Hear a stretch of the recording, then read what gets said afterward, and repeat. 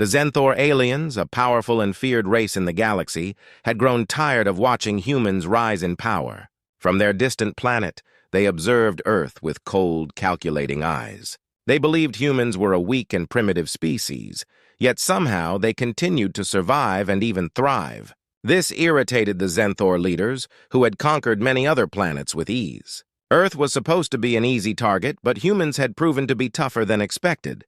The Zenthor Council decided it was time to end humanity once and for all. They had developed a new weapon, one that could wipe out all life on a planet in a matter of minutes. It was called the oxygen bomb, a device that would turn the very air humans breathed into a deadly poison. The Zenthor scientists were confident that no living creature could survive the bomb's effects. They had tested it on smaller planets, and the results were always the same: complete annihilation. From their massive command ship, orbiting high above Earth, the Zenthor leaders watched as their weapon was prepared. The bomb was enormous, a sphere of shining metal that pulsed with a sinister red light. The Zenthor believed this would be their final victory over the stubborn humans. "Launch the bomb!" commanded Supreme Commander Zark, his voice cold and emotionless. His eyes, black as the void, were fixed on the image of Earth displayed on the giant screen before him. The Zenthor soldiers obeyed without question. They had no empathy, no understanding of the lives they were about to destroy. To them, humans were just another obstacle in their quest for galactic dominance. The bomb was released from the ship, descending rapidly towards Earth. As it entered the atmosphere, it began to glow, growing hotter and brighter as it plummeted towards its target. On the surface of the planet, people looked up, noticing a strange light in the sky. It started as a distant spark, but quickly grew larger and more intense. Panic began to spread as news of the object spread across the globe. In major cities, alarms blared, and people scrambled to find shelter. But there was no time. The bomb reached its destination and exploded with a deafening roar. A massive shockwave spread out in all directions, carrying with it a deadly cloud of gas. The air, once full of life-giving oxygen, was now a toxic mix of chemicals that burned the lungs and choked the breath of anyone caught outside. Buildings crumbled under the force of the explosion, and fires broke out everywhere. The skies turned a sickly green as the poisonous gas spread across the planet. Within minutes, entire cities were reduced to rubble, and millions of lives were lost. On the Zenthor command ship, the aliens watched the destruction with satisfaction. They believed that their mission was complete, that no human could have survived the attack. Commander Zark allowed himself a small, cruel smile as he saw the devastation unfold. "Earth has fallen," he declared, his voice echoing through the silent command center. The other Zenthor nodded in agreement, feeling a sense of accomplishment. They had finally rid the galaxy of the human threat, or so they thought. But on Earth, something unexpected was happening. In some places, the destruction was not complete. In the rural areas far from the cities, people were surviving. The thick forests, vast oceans, and high mountains provided some natural protection from the worst effects of the bomb. While many humans perished, a significant number managed to survive by sheer luck or by taking refuge in areas less affected by the blast. As the initial shock passed, the survivors began to regroup. People who had once lived ordinary lives now found themselves in a world of chaos and destruction. But they were determined to live. They were determined to fight back. The human spirit, resilient and unyielding, refused to be crushed by the aliens' attack. In underground bunkers, scientists and military leaders gathered to assess the damage. Communication was difficult, but slowly, the pieces began to come together. They realized that while the Zenthor had caused massive destruction, they had not succeeded in wiping out humanity completely. The Earth, though scarred and battered, was still home to millions of survivors. As the poisonous gas began to dissipate, the survivors emerged from their hiding places. They saw the ruins of their world, but they also saw hope. They saw that they were not alone, that others had survived too. And in that moment, a new resolve was born. They would rebuild. They would adapt. And most importantly, they would find a way to strike back against the Zenthor. The Zenthor, confident in their victory, did not realize that they had made a fatal mistake. They had underestimated the humans, who, even in the face of overwhelming odds, refused to give up. The attack that was meant to end humanity only served to unite them, to make them stronger. As the dust settled, the survivors began to organize. They knew the road ahead would be long and difficult, but they were ready to face it. They had survived the deadliest attack in human history, and they were determined to ensure it would never happen again. The Zenthor aliens watched from their command ship, expecting Earth to be silent and lifeless after the oxygen bomb's devastating attack. They had seen entire planets fall before, wiped clean of all life by their powerful weapon. But as the minutes turned into hours, strange reports started coming in. "Supreme Commander Zark, we're detecting life signs on Earth," one of the Zenthor officers reported, his voice tinged with confusion. "The humans, some of them are still alive."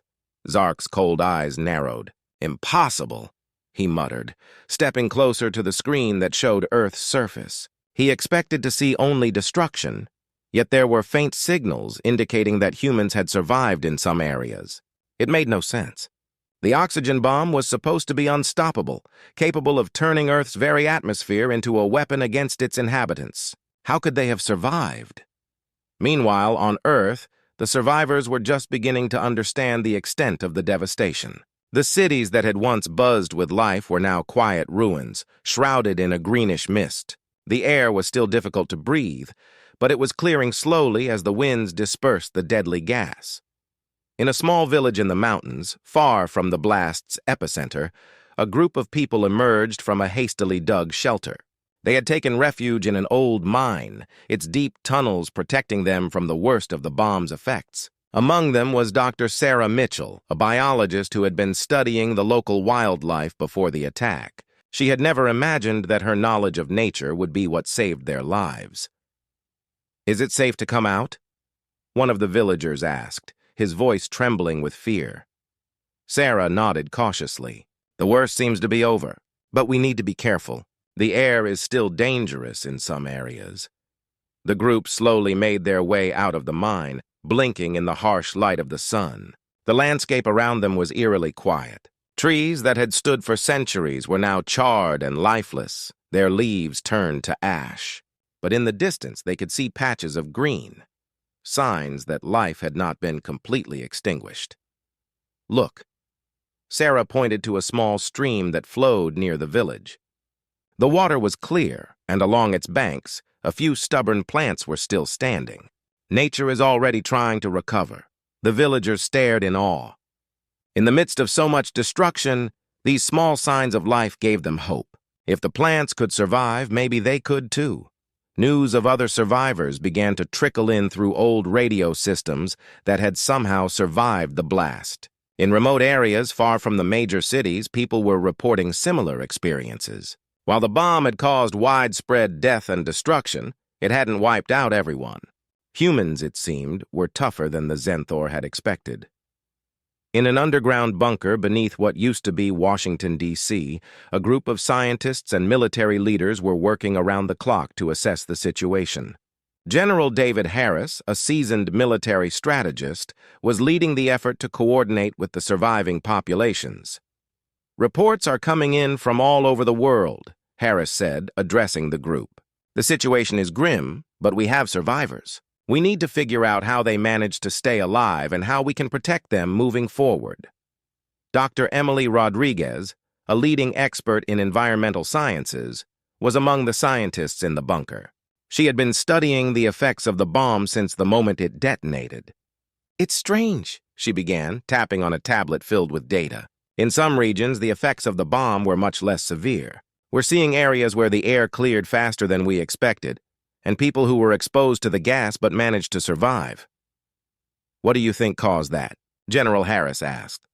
"We're not sure yet," Emily replied, "but it's possible that natural elements like water, certain types of soil, or even vegetation played a role in neutralizing the toxins. We need more data, but this could be the key to saving more lives." As the scientists continued their work, survivors across the globe began to organize themselves. Communities that had once been isolated now found strength in unity. They shared knowledge and resources, working together to protect each other from the lingering dangers of the post-bomb world. In the forests of Canada, A group of survivalists who had always lived off the grid were now leading the way and teaching others how to live off the land. They showed people how to find clean water, grow food in contaminated soil, and build shelters that could withstand the harsh new environment. In the deserts of Australia, indigenous communities who had passed down survival techniques for generations became invaluable resources. Their deep knowledge of the land and how to live with nature gave them a unique advantage in the fight to stay alive. Back in the mountains, Sarah Mitchell and her group were also hard at work. They began to collect samples from the environment, trying to understand why some plants and animals had survived while others hadn't. Sarah believed that the answers they found could help humanity adapt to this new world. As the days turned into weeks, it became clear that the Zenthor's attack had failed to destroy the human spirit. The survivors were battered, but they were not broken. They were learning, adapting, and finding ways to fight back. And all the while, the Zenthor continued to watch, growing more and more uneasy. They had expected an easy victory, but instead, they were witnessing the beginning of something they couldn't understand, the resilience of humanity. Supreme Commander Zark's satisfaction began to fade as the reports continued to come in. He realized that the humans were not just surviving, they were planning, and that meant trouble for the Zenthor. As the survivors on Earth began to regroup and rebuild, the Zenthor aliens were growing increasingly concerned. Supreme Commander Zark, who had been confident in the success of the oxygen bomb, now faced an unexpected challenge. The humans had survived and they were not giving up. Zark knew he had to act quickly, but the humans were already preparing their response. In the underground bunker beneath the ruins of Washington, D.C., General David Harris gathered his team. The atmosphere was tense, but there was a renewed sense of determination among them. The time for merely surviving was over now. It was time to fight back. "We can't just sit and wait for the next attack," General Harris said firmly. "We need to show the Zenthor that humanity is not to be underestimated. We need a plan, a counterattack." Dr. Emily Rodriguez, who had been studying the effects of the oxygen bomb, stepped forward. "We've been analyzing the data from the regions that survived the bomb's effects. We believe we've found a way to neutralize the Zenthor's weapon." The room fell silent as Emily continued. Certain natural elements, like water and specific minerals, seem to absorb and neutralize the toxins released by the bomb. If we can harness these elements, we can protect our remaining cities and perhaps even create a weapon of our own. General Harris nodded thoughtfully. "That's good news, but it's not enough. We need to take the fight to them. The Zenthor attacked us from space. We need a way to reach them and strike back." At that moment, Captain Lisa Carter, a former astronaut and pilot, spoke up. "We still have a few operational spacecraft in orbit. They were shielded from the worst of the blast. If we can modify them, we might be able to launch a counterattack against the Zenthor's command ship." The idea was bold, but it was exactly what the humans needed, a way to strike back at the enemy that had nearly destroyed them. The plan began to take shape. Dr. Rodriguez and her team would focus on developing a defense against the oxygen bomb, while Captain Carter would lead a mission to attack the Zenthor ship. Over the next few days, the survivors worked tirelessly. Engineers and scientists collaborated to create protective barriers around the remaining cities. Using the data collected by Dr. Rodriguez, they developed a system that could filter the air and neutralize any remaining toxins. It wasn't perfect, but it was a start. Meanwhile, Captain Carter and her team prepared for the mission of a lifetime. The spacecraft they would use, codenamed Phoenix, was a small but powerful vessel that had been designed for deep space exploration. It wasn't a warship, but with some modifications, it could carry enough firepower to pose a real threat to the Zenthor. In a hidden hangar, far from the eyes of the Zenthor, the Phoenix was outfitted with the latest technology humanity had to offer. The crew was small but skilled, pilots, engineers, and a few scientists who had volunteered for the dangerous mission. Each of them knew the risks, but they also knew what was at stake. As the launch day approached, the tension grew. The Zenthor had no idea that the humans were planning a counterattack. They still believed that their oxygen bomb had rendered Earth defenseless. But the survivors were ready to prove them wrong. On the day of the launch, the Phoenix's crew gathered for a final briefing. General Harris addressed them, his voice steady but full of emotion. "You're about to embark on a mission that could change the course of this war. The Zenthor think they've won, but they've underestimated us. They've underestimated the resilience of humanity. Go up there and show them what we're made of. Bring the fight to them and make sure they never forget who we are." Captain Carter nodded, her eyes filled with determination. "We won't let you down, sir. We'll make sure they know that humanity is not to be messed with." The crew boarded the Phoenix, their hearts pounding with anticipation. The hangar doors slowly opened, revealing the night sky above.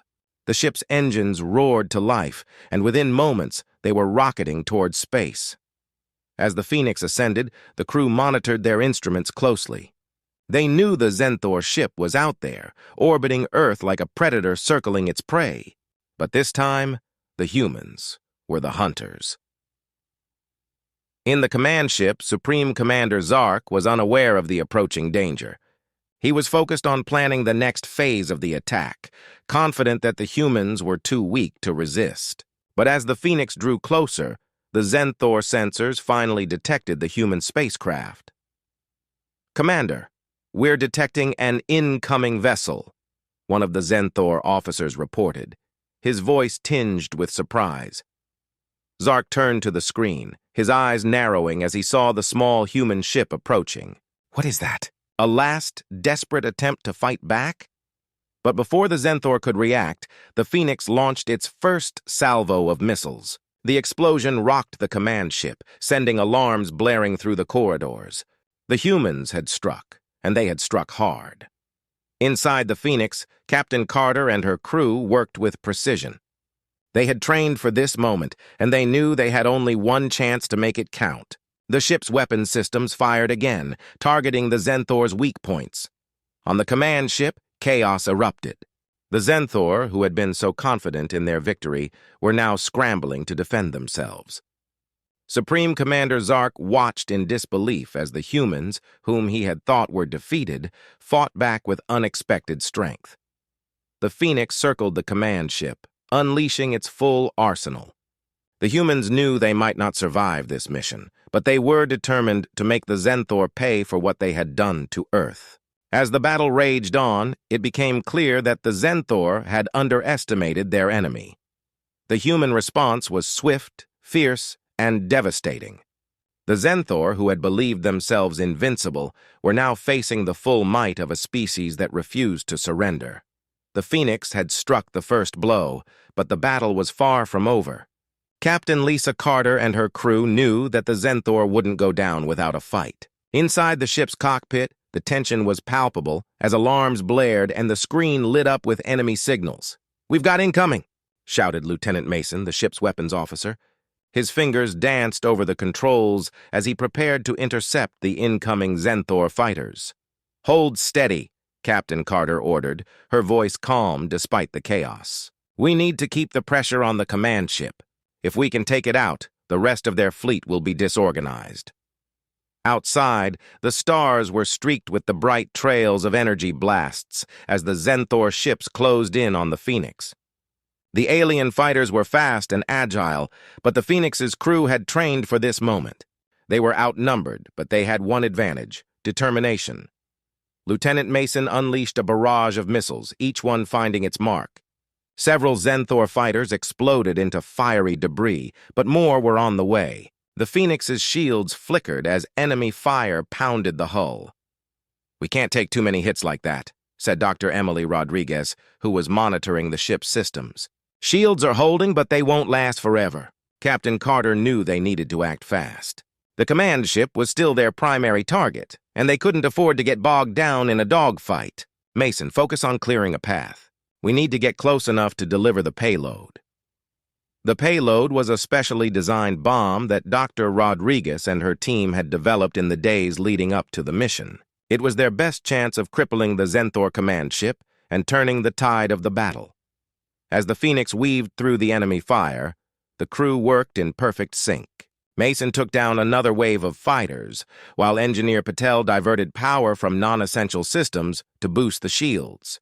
"We're in range," Patel called out. But they're locking onto us with their main cannon. Captain Carter didn't flinch. Prepare to deploy the payload. We're only going to get one shot at this. The command ship loomed ahead, its massive structure bristling with weapons. The Zenthor were pouring all their firepower into the Phoenix, determined to stop the humans from getting any closer. Steady. Carter's voice was tense but controlled. The Phoenix shuddered under the impact of enemy fire, but the crew held their positions. They were getting closer, just a little more, and they'd be in the perfect spot. Now! Carter shouted. Lieutenant Mason hit the release, and the bomb was launched toward the command ship. Time seemed to slow as it streaked through the void, heading straight for the Zenthor's heart. The crew watched in breathless anticipation.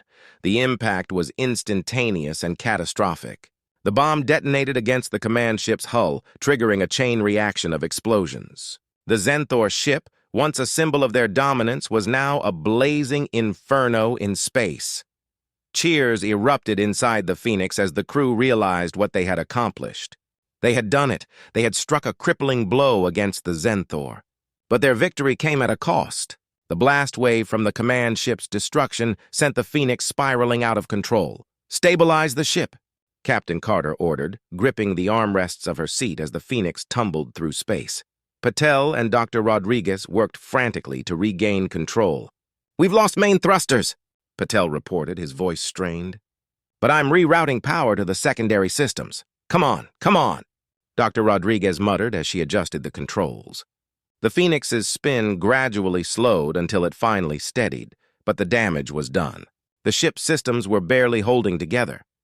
"Status report," Captain Carter demanded. "We're stable for now," Patel said, wiping sweat from his brow. "But we're not going anywhere fast. The engines are shot and we've taken heavy damage to the hull. Can we make it back to Earth?" Carter asked. Dr. Rodriguez shook her head. "Not without repairs. We'll have to send a distress signal and hope someone can pick us up." The mood in the cockpit shifted from relief to concern. They had won the battle, but now they were stranded in space with no way home. Captain Carter knew they needed to stay focused. The Zenthor might be disorganized, but they weren't defeated yet. "Send the signal," Carter ordered, "and keep an eye out for any remaining Zenthor ships. We're not out of this yet." As the Phoenix drifted through space, the crew worked to repair what they could. They were exhausted, but they couldn't afford to let their guard down. The Zenthor had underestimated humanity once before. They wouldn't make the same mistake twice. Minutes turned into hours as the Phoenix's crew waited for a response. Finally, a faint signal crackled through the speakers. It was a human voice, barely audible through the static. "This is Earth Command. We're receiving your signal. Help is on the way." A wave of relief washed over the crew. They had survived the impossible, and now they had a chance to make it home.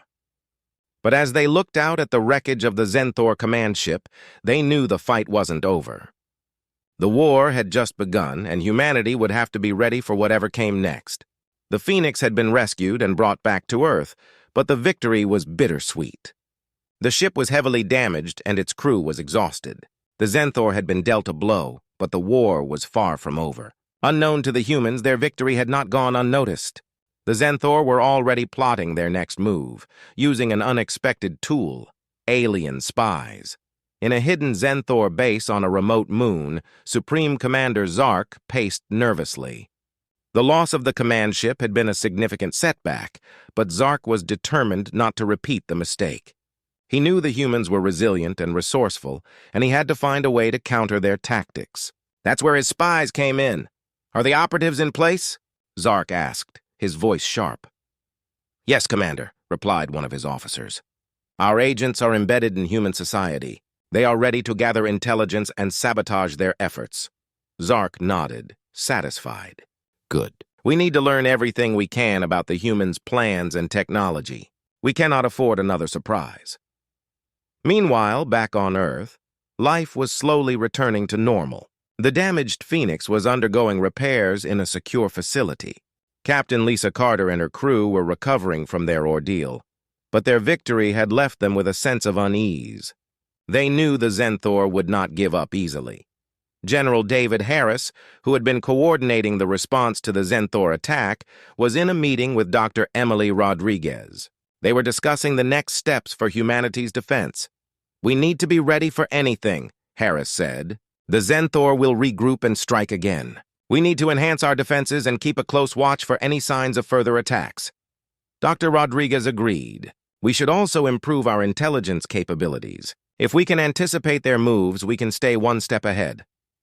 Little did they know, the Zenthor were already ahead of them. Unbeknownst to the humans, Zenthor spies had infiltrated Earth. These spies were highly advanced, equipped with cloaking devices and the ability to mimic human appearance. They blended seamlessly into human society, gathering information and waiting for the right moment to act. One of these spies, known as Vorta, had been living in a small town near the Phoenix's repair facility. Vorta had assumed the identity of a local technician, working at a factory that supplied parts for the spacecraft. His mission was clear: gather information on the humans' repair capabilities and any new technology they might develop. Vorta's days were filled with routine tasks, but his nights were dedicated to his true mission. In the dark, quiet hours, he accessed classified information from the factory's network, sending the data back to the Zenthor base. One evening, Vorta was working late when he overheard a conversation between two engineers. They were discussing a new advanced defense system that had been recently installed on the Phoenix. "I heard it's based on the technology we recovered from the Zenthor ship," one engineer said. "That's right," the other replied. "It's supposed to be the most advanced defense system we've ever developed. It should give us a significant edge in any future battles." Vorta's sensors picked up the key details. He sent the information to the Zenthor base, where Zark eagerly reviewed it. The new defense system could be a game-changer for the humans, but Zark was not about to let them have the upper hand. "Prepare a countermeasure," Zark ordered. "We need to neutralize this new technology before it becomes a threat." Back on Earth, the General and Dr. Rodriguez were unaware of the espionage. They continued their efforts to improve Earth's defenses and prepare for the next Zenthor attack. Their focus was on building new weaponry and strengthening the Phoenix's repairs. Meanwhile, Vorta's mission continued. He had also managed to insert a small device into the factory's network, which allowed him to monitor ongoing projects and sabotage equipment if needed. His actions were subtle, designed to create minor malfunctions and slow down the repair progress without raising suspicion. One day, during a routine maintenance check on the Phoenix, Engineer Patel noticed something strange. "There's a discrepancy in the data," he said, frowning at his console. "It looks like the repair logs have been tampered with." Dr. Rodriguez joined Patel and examined the data. "This doesn't make sense. It's as if someone is trying to interfere with our repairs." General Harris was informed of the situation and ordered an immediate investigation. "We need to find out who's behind this and fix it before it jeopardizes our preparations." As the investigation began, Vorta grew increasingly cautious. He knew that if the humans discovered the tampering, they might trace it back to him. He needed to act quickly to cover his tracks and avoid detection. At the same time, Zark was pleased with the progress. The countermeasures were being developed to neutralize the humans' new defense system. The Zenthor were preparing for their next move, confident that their spies had given them the advantage they needed. But the humans were not completely in the dark. The security team on Earth was closing in on the source of the tampering, and they were beginning to uncover clues. They knew that the Zenthor were a formidable enemy, and they were determined to stay ahead of their schemes. In a twist of fate, one of the factory workers, who had become suspicious of the strange occurrences, reported them to the authorities. The investigation took a new turn as the team uncovered evidence of espionage. As Vorta's cover was about to be blown, he received a final command from Zark. "Prepare for extraction. The humans are getting too close. We'll regroup and devise a new plan." Vorta quickly erased all traces of his presence and prepared to leave Earth. He knew that his mission had been successful to some extent, but the humans were closing in. As he activated his cloaking device and disappeared into the night, he left behind a warning for Zark. The humans were tougher than expected, and their resolve was unbreakable. The stage was set for a new chapter in the conflict. The humans had discovered the presence of alien spies, but they still had much to learn. As they continued their preparations, they knew that the Zenthor would not rest until they had achieved their goals. And so, the fight for survival and dominance raged on. The tension was palpable as the final battle approached. The Zenthor had regrouped and were preparing for a full-scale assault on Earth. General David Harris and Captain Lisa Carter knew that this was the moment they had been preparing for. The Phoenix was fully repaired and ready, and the Earth's defenses were on high alert. In the command center, the atmosphere was tense. The large screen displayed a star map showing the approaching Zenthor fleet. The room buzzed with activity as officers and technicians worked to ensure everything was in place. "General Harris, the Zenthor fleet is approaching the outer perimeter," Dr. Emily Rodriguez reported. "We estimate they will be within range in less than an hour." "Prepare all defense systems," Harris ordered. "We need to be ready for whatever they throw at us." Captain Carter, who was now overseeing the Phoenix's preparations, checked the ship's systems. Her crew had been working around the clock to get the ship back in top shape. They had even added new upgrades based on the intelligence they had gathered. But now it was time to put everything to the test. "Lieutenant Mason, how are we looking?" Carter asked as she approached the weapons console. "Everything is operational, Captain," Mason replied. "We've got the new defense system online and ready. The Zenthor won't know what hit them." As the Phoenix moved into position, the Earth's defense network went live. Massive orbital platforms and ground-based laser systems were activated, forming a protective shield around the planet. The Zenthor fleet appeared as a dark cloud on the star map, closing in on their target. The battle began with a deafening roar as the Zenthor launched their initial wave of attacks. The sky lit up with streaks of energy beams and explosions as the two sides clashed. The Earth's defense systems responded with precision, intercepting many of the incoming projectiles and returning fire.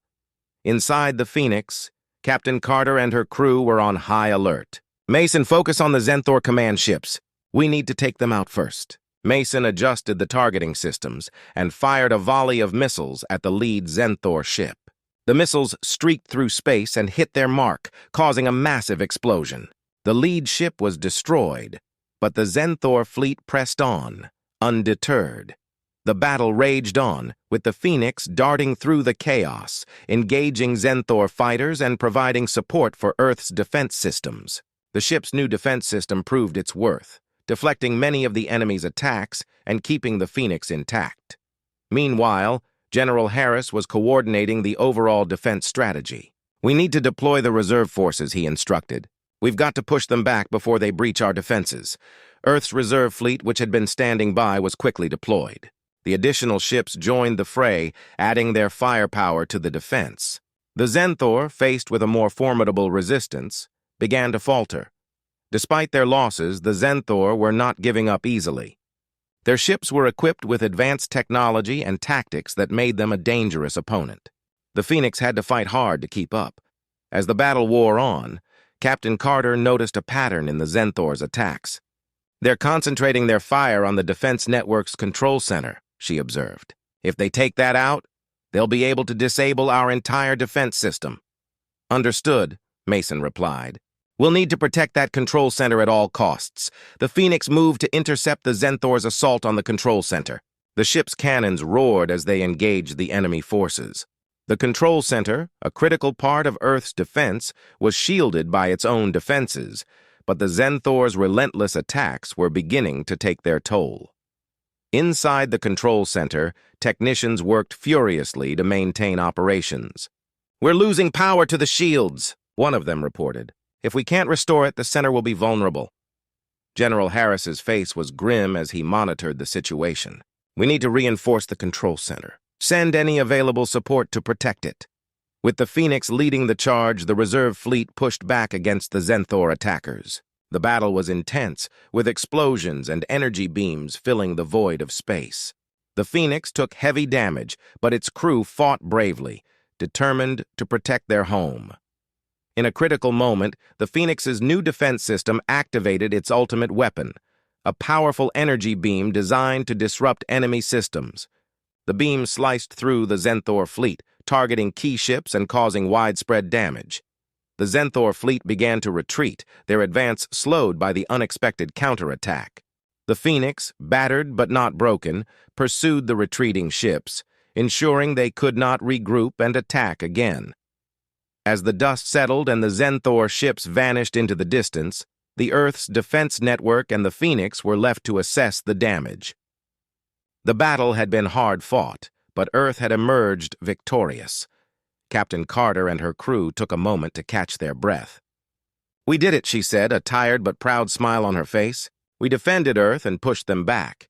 General Harris joined them, his expression reflecting both relief and concern. "We've won this battle, but the war is far from over. We need to be prepared for whatever comes next." The Phoenix and its crew had proven their worth, and Earth had shown that it could stand up to even the most formidable of foes. But as the battle-scarred ship drifted back to the safety of Earth's orbit, everyone knew that the conflict with the Zenthor was far from over. The fight for survival would continue, and humanity would have to remain vigilant and ready for the challenges ahead. The echoes of the fierce battle still rang in the void as the Phoenix and Earth's defense forces regrouped. The Zenthor fleet, battered and disoriented from the intense conflict, was retreating. The Earth had faced its most significant threat yet, but the fight was far from over. With the Zenthor forces pulling back, there was a sense of cautious optimism. In the command center, General David Harris and Captain Lisa Carter watched the screen as the remaining Zenthor ships fled into the depths of space. The tension in the room was palpable, the team members exchanging relieved glances. The victory was in sight, but they knew better than to let their guard down. "Status report," Harris demanded, his voice steady despite the exhaustion evident on his face. "Damage control teams are assessing the Phoenix and the defense network," Dr. Emily Rodriguez replied, her fingers flying over her console. "Initial reports indicate significant damage, but the systems are holding up. We've successfully repelled the Zenthor attack." Captain Carter nodded. "We need to ensure that we can withstand any further attacks. Let's make sure the defenses are fully operational before we let our guard down." Outside, the skies of Earth were quieting down. The once chaotic scene of explosions and energy beams had faded, leaving only the aftermath of the battle. The Zenthor ships were disappearing into the distance, their threat momentarily subdued. The Phoenix, though heavily damaged, had played a crucial role in the defense. Its crew had fought valiantly, their new upgrades proving essential in turning the tide of the battle. The ship's repairs would take time, but the victory had given them all a renewed sense of purpose. General Harris addressed the room. "We've won this battle, but let's not forget that the Zenthor will be back. We need to learn from this fight, strengthen our defenses, and prepare for any future threats." Dr. Rodriguez agreed. "We've gained valuable intelligence from this battle. We need to analyze it and use it to improve our technology and strategies." As the command center worked to restore normalcy, Captain Carter took a moment to reflect. She walked through the Phoenix's corridors, now quieter than usual. The ship's crew was busy with repairs and debriefings, but there was a palpable sense of accomplishment in the air. The crew gathered in the mess hall where Captain Carter addressed them. "I want to thank each and every one of you for your hard work and bravery. We faced a formidable enemy, but we stood strong and defended our home. This victory belongs to all of us." The crew cheered, their spirits lifted by the acknowledgement of their efforts. The Phoenix's crew had faced many challenges, but their unity and determination had seen them through. Meanwhile, at the Earth Defense Command, the victory was being celebrated across the globe. The news of the successful defense against the Zenthor spread quickly, bringing a sense of relief and pride to people everywhere. The victory was a testament to human resilience and ingenuity. In the Zenthor base, Supreme Commander Zark was seething with frustration. The defeat had been a significant setback, and he could not believe how the humans had managed to turn the tide. His spies had reported the scale of the human defenses, but Zark had underestimated their effectiveness. "This is unacceptable," Zark growled, pacing in his chamber. "The humans have proven to be more resourceful than we anticipated. We need to regroup and develop new strategies." Zark turned to his officers. "Prepare for a new campaign. We will not rest until we have achieved our objectives. The humans may have won this battle, but the war is far from over." Back on Earth, the focus was on recovery and preparation. The Phoenix's crew, despite their exhaustion, were already working on repairs and upgrades. The defense network was being fortified, and plans for future enhancements were being developed. Captain Carter and General Harris met with their teams to discuss the next steps. "We need to evaluate our performance and identify any weaknesses," Harris said. "This victory is a step forward, but we must stay vigilant." Dr. Rodriguez added, "We'll analyze the data we've gathered from the battle and use it to strengthen our defenses. The Zenthor will be back, and we need to be ready." The mood on Earth was one of cautious celebration. The victory had brought a sense of hope and unity. People were inspired by the bravery and resilience of their defenders, and there was a renewed sense of determination to face any challenges ahead. As the Phoenix and its crew continued their work, they knew that the fight for survival was far from over. But for now, they took a moment to celebrate their hard-fought victory. The battle had been intense, but humanity had proven its strength and resolve.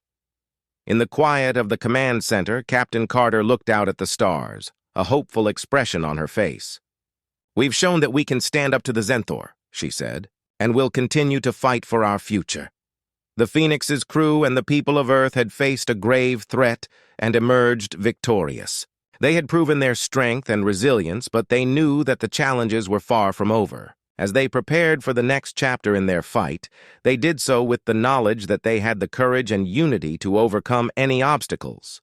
The victory was not just a triumph over the Zenthor, but a testament to humanity's spirit. With each challenge faced, the Earth had grown stronger, and its people had become more determined to protect their home and ensure their survival.